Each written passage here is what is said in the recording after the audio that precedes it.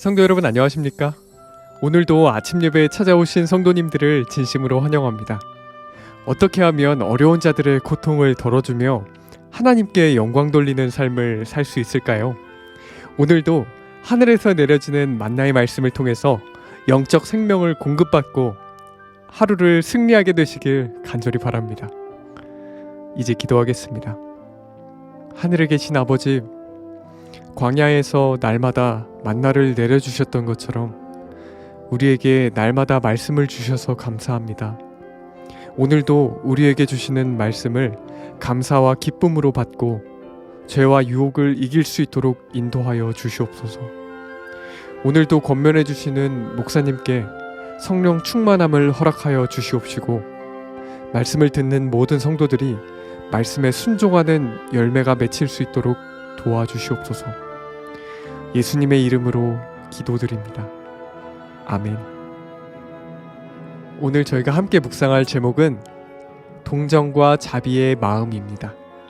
이제 목사님께서 교제를 통해서 권면의 말씀을 전해주시겠습니다.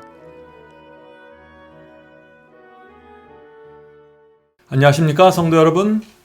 오늘 아침에 또 하늘에서 내려오는 만나를 우리가 나누도록 하겠습니다.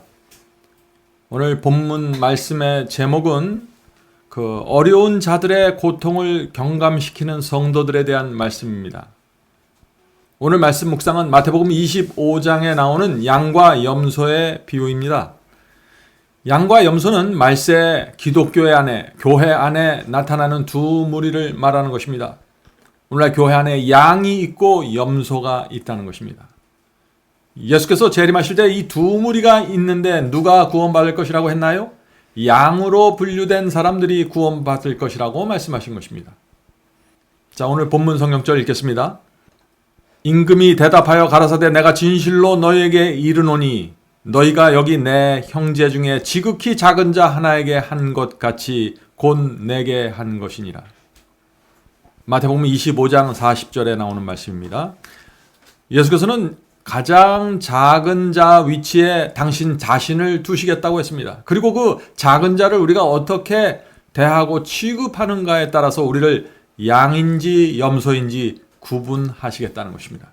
이 말씀은 참으로 엄숙한 말씀이죠. 우리 주변에 가장 가난하고 어려운 자들, 그들이 바로 예수 그리스도 자신이라고 지금 예수께서 말씀하시는 것입니다. 자, 본문을 읽으면서 생각해 보죠. 예수님을 따른다고 공언하는 사람들이 자신의 값비싼 의복을 볼 때 그 위에 하나님의 손가락이 입었으나 벌거벗음이라고 기록한 말씀을 볼 수만 있다면 그들이 그렇게 행하지는 않을 텐데. 자, 여기 값비싼 의복에 대한 말씀이 나오죠. 성도 여러분, 우리는 그리스도인은 단정하고 우아한 옷차림을 해야 합니다. 그러나 지나치게 비싸거나 사치스러운 옷을 입으면 안 되는 것입니다. 왜냐하면 내가 갖고 있는 재물은 내 것이 아니고 하나님의 것이기 때문에 그런 것입니다. 우리의 재물을 함부로 사용하면 안 된다는 것입니다. 성도 여러분, 우리는 이 세상을 그리스도의 편지가 돼서 살아야 하는 사람들입니다. 그래서 먹든지 마시든지 무엇을 하든지 우리의 겉모습과 옷차림까지 하나님께 영광을 돌리는 모습으로 살아야 한다는 것입니다.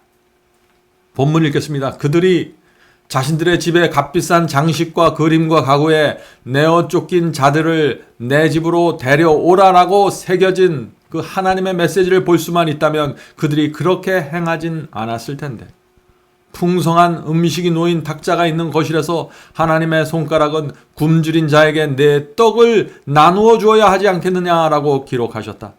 모든 사람 곧 늙은이와 젊은이들로 하여금 주님의 청지기가 되는 일이 경한 가벼운 문제가 아니라고 생각하게 하라.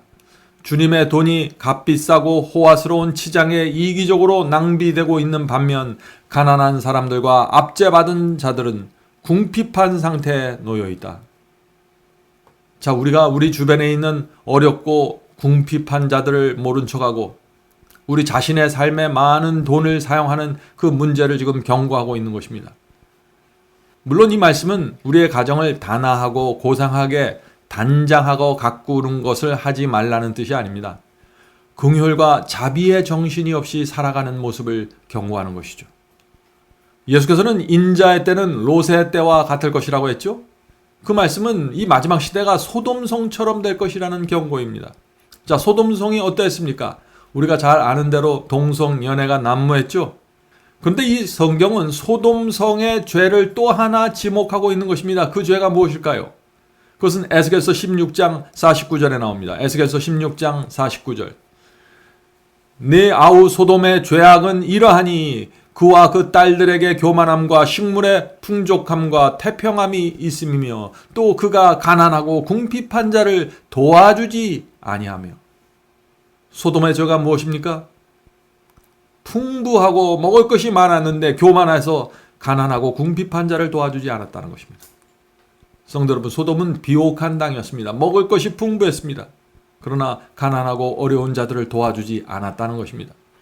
소돔의 정신은 이것입니다. 나와 내 가족만 잘 먹고 잘 살면 되다. 나는 주지도 않고 받지도 않겠다 하는 정신이 소돔의 죄였습니다. 성도 여러분, 소돔성의 시민들은 염소였던 것입니다. 그들은 돈의 노예로 살아가는 염소였습니다. 그래서 궁핍하고 어려운 자들을 보아도 외면했던 것입니다. 본문을 읽겠습니다. 오 모든 사람이 하나님은 사람을 차별 대우하지 않는 분이심을 기억한다면 그들이 그렇게 행하진 않았을 텐데. 의롭고 공평하신 하나님 앞에서 충성되고 진실된 청지기가 되는 일은 중요하다. 하나님의 법은 모든 사람이 자신의 수중에 들어온 모든 돈을 어떻게 사용했는지 책임을 묻으신다. 하나님께서 무엇을 책임을 물으신다고요? 우리의 돈을 어떻게 사용했는지 묻겠다는 것입니다. 왜냐하면 주께서는 사람들을 당신의 대리자로 삼아 세상의 고통을 경감하고자 하시기 때문이다. 사람이 주님께서 맡겨주신 재물을 사장하거나 이기적으로 사용한다면 그것은 자신의 영혼을 파멸하는 일이 될 것이다. 왜냐하면 그는 자기를 높이고 영광스럽게 하고자 하기 때문이다. 성도 여러분, 하나님께서 가난한 자와 어려운 자를 도와주시는 플랜이 있는 것입니다. 자, 그 플랜이 무엇일까요? 하나님께서는 인간을 통해서 인간의 고통과 어려움을 돕기 원하시는 것입니다. 천사들이 공중을 날아다니면서 가난한 자들에게 돈을 뿌려주는 것이 아닙니다. 하나님께서는 우리 주변에 가난하고 어려운 자들을 두시고 그들을 돕도록 성령께서 우리의 마음에 역사하시는 것입니다. 그것이 하나님의 계획입니다. 성도 여러분, 우리는 물론 부지런하고 열심히 일해야 합니다. 그러나 그렇게 해서 얻은 재물은 하나님의 뜻대로 사용되어야 한다는 것입니다. 그것이 성경이 말하는 청지기 직분이죠. 그래서 우리는 이렇게 기도해야 되는 것입니다. 주님, 제가 어떻게 해야 이 재물을 주님의 뜻대로 사용할 수 있을까요? 알려주시옵소서. 이렇게 기도하는 성도들이 있다면 천사들과 하나님이 얼마나 기뻐할까요? 우리의 재물은 주께서 우리 주변에 보내주시는 어려운 형제들에 대한 동정과 자비로 사용되어야 한다는 것입니다. 본문 읽겠습니다. 이 세상에는 하나님의 택하심을 받았노라 공언하면서도 궁핍한 자들을 항상 외면하는 자들이 있다. 예수께서는 이러한 자들을 보신다. 예수께서는 이것을 표시해 두신다. 그분께서는 그것을 지나치지 않을 것이다. 성도 여러분, 하나님께서는 교회 안에 있는 염소들을 그냥 지나치지 않으시겠다고 경고하시는 것입니다. 그러나 동시에 하나님께서 성도들이 가난한 자를 돕고 어려운 자에게 위로와 따뜻함을 전하는 모습을 보시면 하나님께서는 우리의 섬김과 우리의 희생을 잊지 않으시는 것입니다. 반드시 기억하십니다. 왜 하나님께서 우리의 섬김과 희생을 기억하실까요? 생각해 보세요. 먼 외국에 간 우리의 자녀가 아프고 정말 도움이 간절하게 필요한데 부모인 우리는 이 한국에서 있어서 멀리 떨어져 있어서 전혀 도와줄 수 없다고 한번 생각해 보시죠. 얼마나 우리 부모의 마음이 아플까요? 그런데 누군가 와서 우리 멀리 떨어져 있는 우리의 아이들을 도와주고 껴안고 돌봐준다면 부모인 우리가 얼마나 고마울까요? 하나님도 마찬가지입니다. 성도 여러분, 하나님께서 이 지구에 있는 가난한 자들, 어려운 자들을 그렇게 바라보시는 것입니다. 누군가 가서 도와주기를 간절히 원하시는 것입니다. 그래서 예수께서 이런 말씀을 하신 것이죠. 내 형제 중에 지극히 작은 자 하나에게 한 것이 곧 나에게 한 것이니라. 성도 여러분, 가난하고 고통 중에 있는 자들을 우리 주변에 하나님께서 보내주십니다. 그리고 성령을 통해서 우리의 마음에 역사하셔서 도움의 손길을 펼칠 수 있도록 역사하시는 것입니다. 이것이 하나님의 계획입니다. 하나님께서는 성령의 역사에 반응해서 당신의 자녀들을 도와주고 살펴주는 우리의 동정과 자비와 위로를 잊지 않으시는 것입니다. 하나님과 협력하는 자들 말이죠. 예수께서는 가난한 자들에게 복음을 전하러 왔다고 선언하셨다. 그분께서는 사랑과 선행이 살아나며 항상 당신의 백성들의 마음에 그것들이 더 강하게 자라나도록 당신의 재물을 부여하셨다. 하나님께서 우리에게 재물을 부여하는 목적이 무엇인가요? 우리의 사랑과 선행이 점점 더 강하게 자라날 수 있도록 재물을 허락하신다는 것입니다. 마지막 날에 있을 보상의 분배는 우리의 실제적인 자선에 대한 의문에 대한 답을 줄 것이다. 너희가 내 형제 중에 지극히 작은 자 하나에게 한 것이 곧 내게 한 것이니라. 예수께서는 당신 자신을 가난한 자의 자리에 두시고 당신의 관심사를 가난한 자들의 관심사와 동일시 하신다. 구주께서는 각 제자들이 그들에게 부여된 은사를 마치 당신께 선사하는 것처럼 관대하게 나누어주도록 촉구하신다. 성도 여러분, 우리 주변에 정말 예수님이 어려운 처지에 있다면 우리가 어떻게 예수님을 대하고 그분을 취급할까요? 지금 오늘 말씀에서 그것을 말하는 것입니다. 정말 예수를 돕는 것처럼 도와주라는 것입니다. 성도 여러분, 예수께서 재림하실 때 어려운 자들을 도와주고 봉사했던 의인들, 양들에게 칭찬을 하십니다. 자, 이렇게 칭찬을 하시는 것입니다. 내가 줄일 때, 자, 여기선 내가 줄일 때인데 예수께서 가난하고 어려운 자들을 당신 자신과 동일시하는 것이죠. 우리가 이 예수님의 마음을 안다면 우리는 이 세상을 정말 너그럽고 자비롭게 살아갈 수밖에 없는 것입니다. 내가 줄일 때 너희가 먹을 것을 주었고 목마를 때 마시게 하였고 나그네 되었을 때 영접하였고 벗었을 때 옷을 입혔고 병들었을 때 돌아보았고 옥에 갇혔을 때 와서 보았느니라. 마태복음 25장 35절 36절입니다.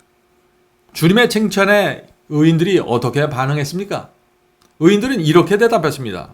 이에 의인들이 대답하여 가로되 주여 우리가 어느 때 주의 줄이신 것을 보고 공개하였으며 목마르신 것을 보고 마시게 하였나이까? 어느 때 나그네 되신 것을 보고 영접하였으며 벗으신 것을 보고 옷 입혔나이까? 어느 때 병드신 것이나 옥에 갇히신 것을 보고 가서 배웠나이까 하리니. 자, 여기 의인들이 참 이상한 대답을 합니다.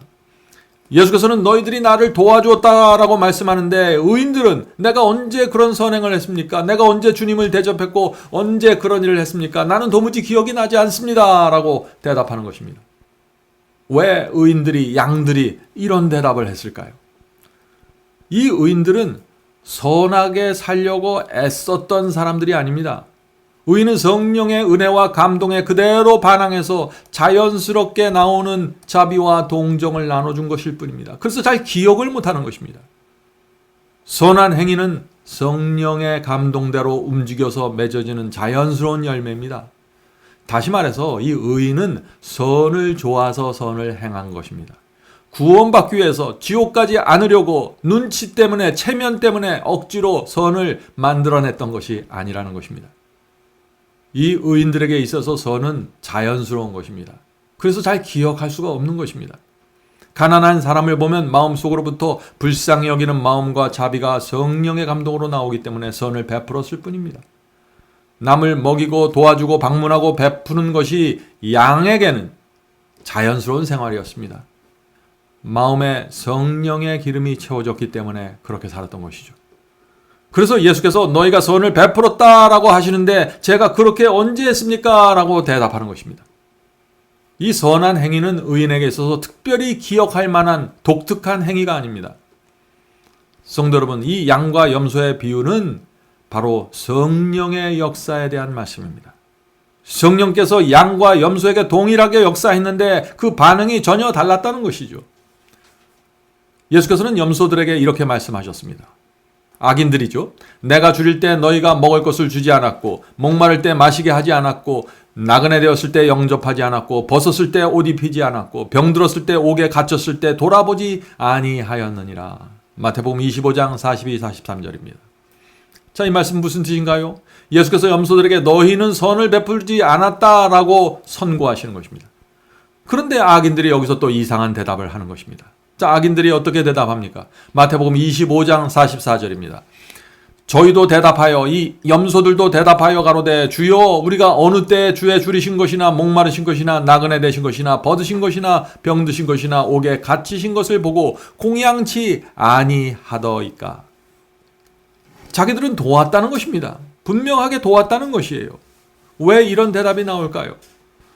예수께서는 선을 베풀지 않았다고 하는데 염소들은 내가 선을 베풀었습니다. 내가 얼마나 많이 불쌍한 사람들을 도와주었는데요. 어려운 자들에게 적선을 베풀었는데 주님 왜 그것을 모르십니까? 내가 교회에 얼마나 많이 헌금했고 교인들을 도와주었는데 주님 왜 그것을 기억하지 못하십니까? 라고 항의하는 것입니다. 참 이상하죠? 양은 기억하지 못하는 선을 염소들은 정확하게 기억하고 있는 것입니다. 왜 그럴까요? 악인들은 자기 속에 없는 동정과 자비를 만들어내서 도와주었기 때문에 정확하게 기억하는 것입니다. 교회에서 누구를 도와주라고 하니까 주변 사람들의 눈치를 보면서 체면상 도와주었던 것입니다. 그래서 기억하는 것입니다. 내가 교회에서 어떤 직책을 갖고 있으니까 선을 베풀었던 것입니다. 자비가 염소에게는 특별한 행위였기 때문에 모두 기억하는 것입니다. 성도 여러분, 우리가 자비를 베풀 때 왜 자비를 베푸나요? 하나님께서 지금 그것을 물어보시는 것입니다. 성도 여러분, 이 양과 염소의 차이는 선을 행한 양의 차이가 아닙니다. 차이는 성령께서 호소하고 감동하셨을 때 어떻게 반응했는가가 차이가 되는 것입니다. 주님을 믿는다고 말하는 사람들의 문제를 파헤치고 그 밑바닥까지 내려가 보면은 결국 무슨 문제가 드러나냐면은 성령의 기름의 문제가 나타나는 것입니다. 성령의 은혜의 기름이 없기 때문에 일어나는 문제가 바로 양과 염소의 차이라는 것입니다. 성도 여러분, 오늘 우리가 이 말씀을 살펴보면서 나는 성령의 기름이 부족하구나, 성령의 기름이 없구나 라고 실망하시지 마시기 바랍니다. 우리가 간절한 마음으로 주님의 인도하심을 따라가기 원하면은 하나님께서는 인도해 주십니다.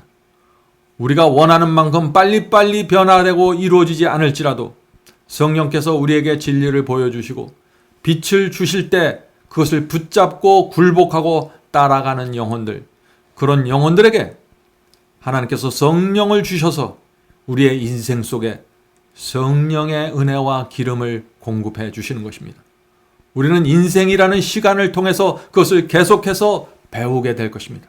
그래서 결국에는 하늘이 인정하는 경험을 무엇인지 우리가 알고 깨닫게 될 것입니다. 이제 기도하겠습니다. 하늘에 계신 저희들의 아버지, 결국 모든 것은 성령의 은혜였고 성령의 역사였습니다. 저희가 나누고 베푼 것도 저희의 행위가 아니라 성령께서 저희의 마음에 선한 충동을 주시고 감동을 주셔서 저희의 주머니를 열고 저희의 시간을 내서 도와주었던 것입니다. 주여, 모든 것은 하나님의 은혜였습니다. 주여, 오늘 말씀에 나오는 것처럼 저희가 성령의 은혜와 감동에 반응하는 사람들 되게 도와주시옵소서. 그래서 예수께서 이 땅에 오셨을 때 너희가 양으로 살았다는 하늘의 선고를 들을 수 있도록 도와주시옵소서. 하늘에 계신 아버지, 이 세상 저희가 가진 것을 마음껏 나눠주고 도와주고 보살피면서 살 수 있도록 도와주시옵소서. 우리 주변에 하나님의 특별한 섭리에 의해서 보내주는 억울한 자들, 어려운 자들을 우리가 살펴주고 껴안아 줄 수 있도록 도와주시옵소서. 오늘 하루도 우리가 주님께 하루를 드립니다. 우리 마음에 성령의 기름을 부어주셔서 진리를 분별하고 성령의 역사를 분별하고 성령의 감동으로 살아갈 수 있도록 도와주시옵소서. 예수님의 이름으로 간절하게 기도드립니다. 아멘.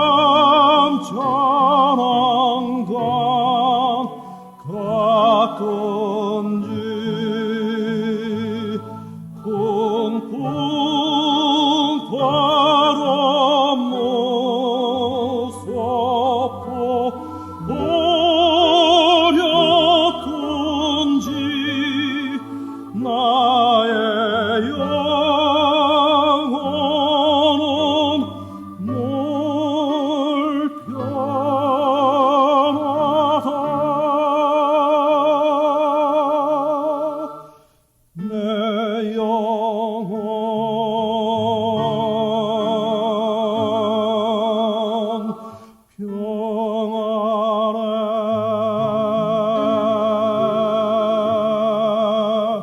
내 영혼 평안해